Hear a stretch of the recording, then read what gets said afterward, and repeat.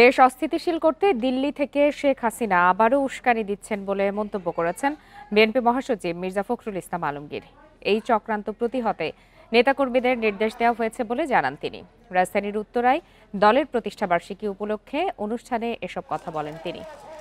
আওয়ামী লীগ আমলের চেয়ে এখন গণমাধ্যম অনেকটা স্বাধীন জানিয়ে মির্জা ফখরুল বলেন, বিএনপি ক্ষমতায় গেলে এই স্বাধীনতা আরও বাড়বে।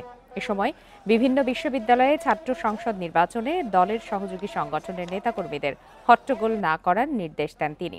একই সঙ্গে অপকর্মে জড়িতদের বিরুদ্ধে ব্যবস্থার হুঁশিয়ারিও দেন।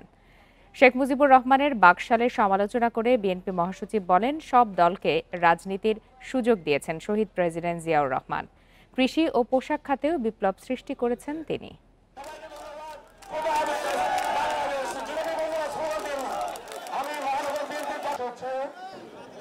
দেশ থেকে পালাইছে ঠিকই, কিন্তু শয়তানি ছাড়ে না। এখানে আওয়ামী লীগকে বলে উস্কায় দেয়, ছাত্রলীগকে উস্কায় দেয়, এই তোমরা গোলমাল করো, মিটিং করো, মিছিল করো, মারামারি করো, নেতাদেরকে মারো। তাই করেছে, নুরকে মারছে, তাই না? আমাদের আরেক নেতা উৎপল ভাই, তাকেও মারছে। আপনারা সাবধান থাকবেন, যদি আপনাদের কারো উপরে কোনো হাত পড়ে, ওই আওয়ামী লীগের সেই হাত আপনারা ভেঙে দিবেন।